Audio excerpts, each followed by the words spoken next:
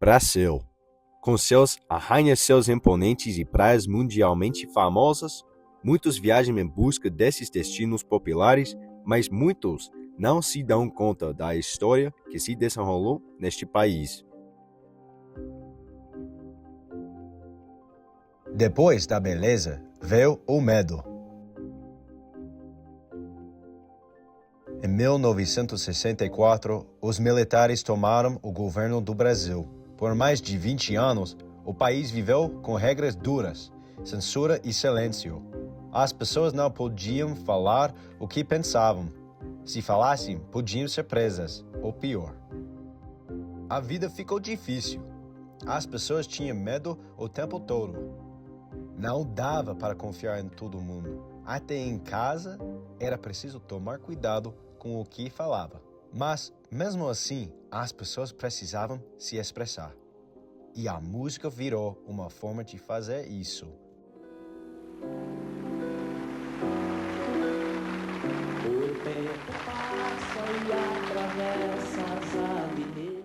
Um exemplo de como a música foi importante nesse período é o cantor Taiguara.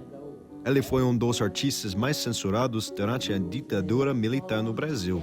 Entre 1970 e 1974, 68 músicas dele foram proibidas. Em 1963, ele lançou a música Que as Crianças Cantem Livres. Era uma canção sobre esperança, sobre sonhar com dias melhores e sobre liberdade. A letra parecia poesia, mas a mensagem era clara. Ele falava de um futuro melhor, onde as crianças pudessem crescer sem medo. O governo não aceitou isso. A música foi censurada e Taiguara foi obrigado a sair do país, indo para o exílio em Londres. A música não era só para divertir. Ela virou uma forma de resistir. Os artistas começaram a escrever músicas com mensagens escondidas. Pareciam músicas normais, mas falavam sobre a realidade. Era bem atual essa questão da censura. Embora eu não recorde dos primeiros momentos, mas ali na minha infância ainda, início da minha juventude, eu lembro de algumas coisas. Recentemente, alguns meses atrás, eu e minha esposa fomos assistir a um show de Gilberto Gil. Ele é um dos cantores que teve várias músicas censuradas, inclusive ele, juntamente com Chico Buarque, foram dois dos cantores exilados e passaram um tempo vivendo fora do país. Eu estou mencionando eles dois porque nesse show que estivemos, ele cantou uma canção chamada Cálice.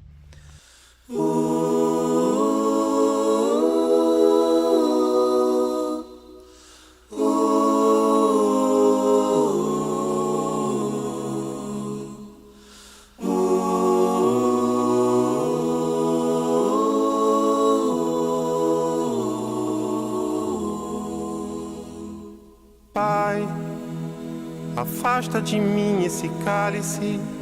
Pai, afasta de mim esse cálice. Pai, afasta de mim esse cálice de vinho tinto de sangue. Pai, afasta de mim esse cálice, Pai. Afasta de mim esse cálice, Pai.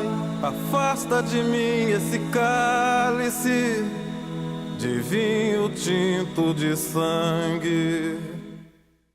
Essa música é muito bonita, ela traz um sentido muito interessante. E é bom, é agradável quando a gente escuta hoje e sabe que aquela música é parte da história. Porque as pessoas não tinham liberdade de expressão, algo que valorizamos tanto hoje em dia. A ditadura militar no Brasil foi uma época bem conturbada na história do país. Muitas pessoas morreram, foram torturadas, assassinadas pelo próprio governo ditador e simplesmente nunca tiveram seus corpos encontrados, desapareceram. E você não tinha opinião própria, né? E aí que os músicos entram, eles faziam músicas com mensagens subliminares para não sofrerem censura do governo. Só pessoas mais antigas, mais velhas, falam sobre a ditadura militar.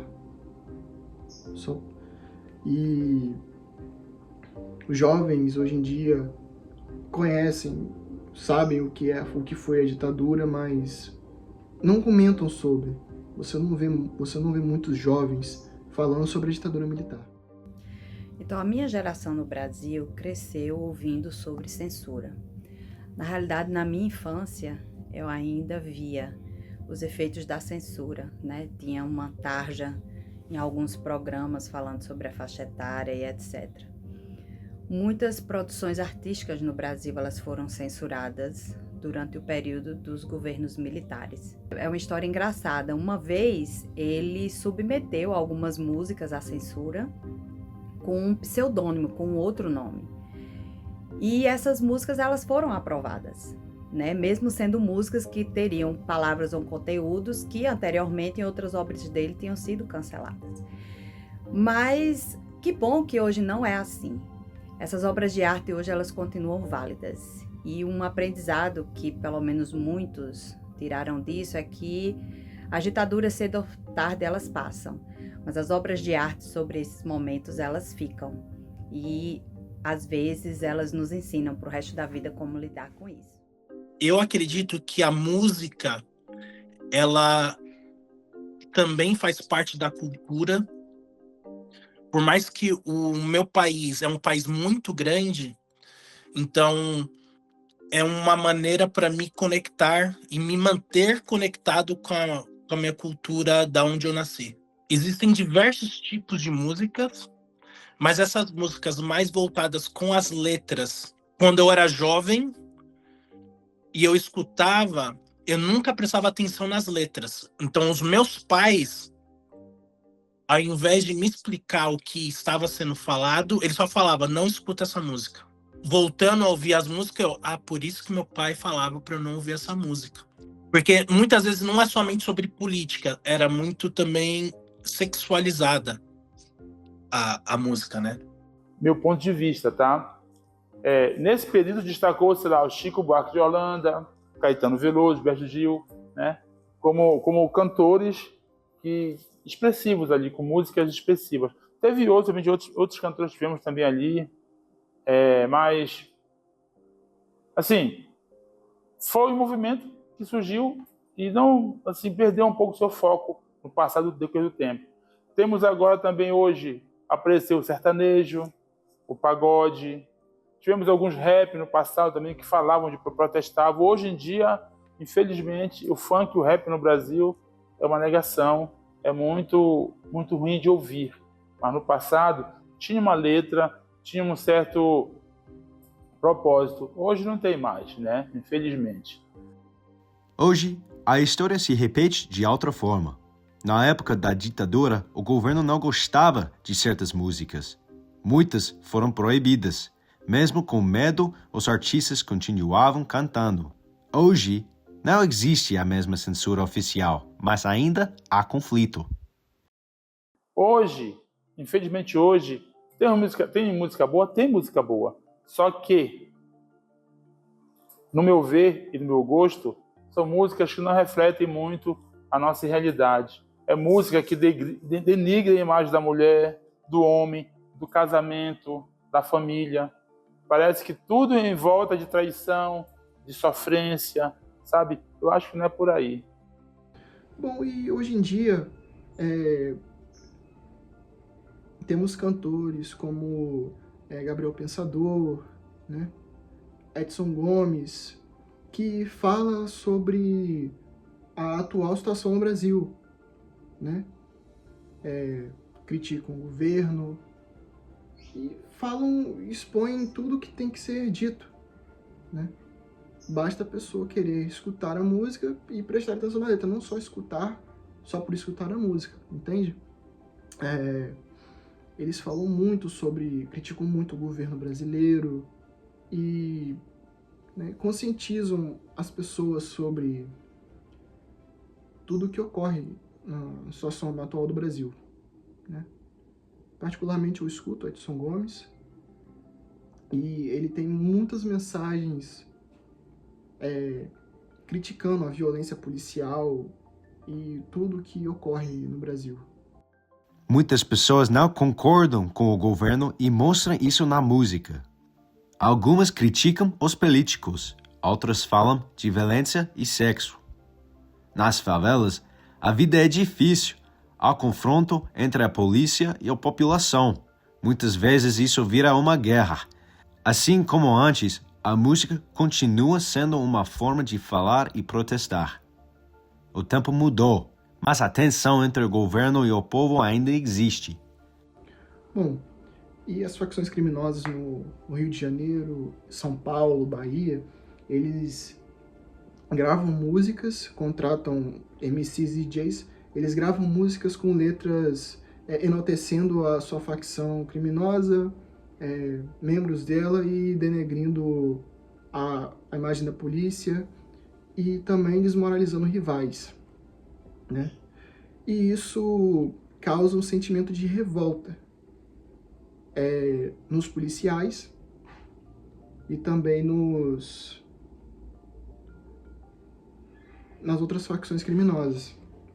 E acarreta em operações policiais dentro de comunidades, em dias de baile funk, que é quando as facções criminosas eles pegam e colocam caixas de som, fazem um verdadeiro baile, né? E colocam essas músicas para tocar, enaltecendo sua facção. As próximas imagens podem ser fortes. Veja com cuidado.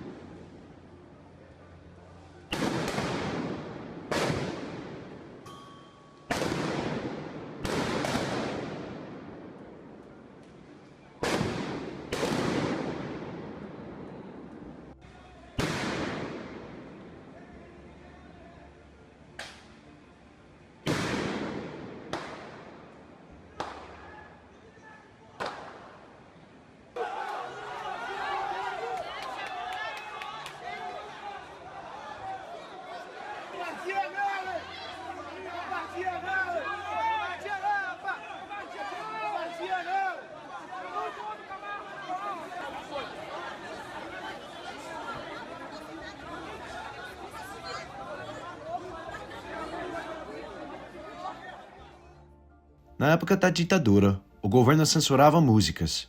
Muitas foram proibidas. Mesmo assim, os artistas continuaram cantando e a música virou uma forma de resistência. Ela dava voz às pessoas quando falar era perigoso. Hoje, a situação é diferente, mas os problemas não acabaram. Ainda há conflito, ainda há pessoas que não concordam com o governo. E, mais uma vez, a música é uma forma de se expressar. O Brasil é um país bonito, cheio de cultura e força. Ele tem um passado difícil, mas isso também faz parte do que ele é hoje. O tempo passou, mas a música continua sendo uma voz forte do povo.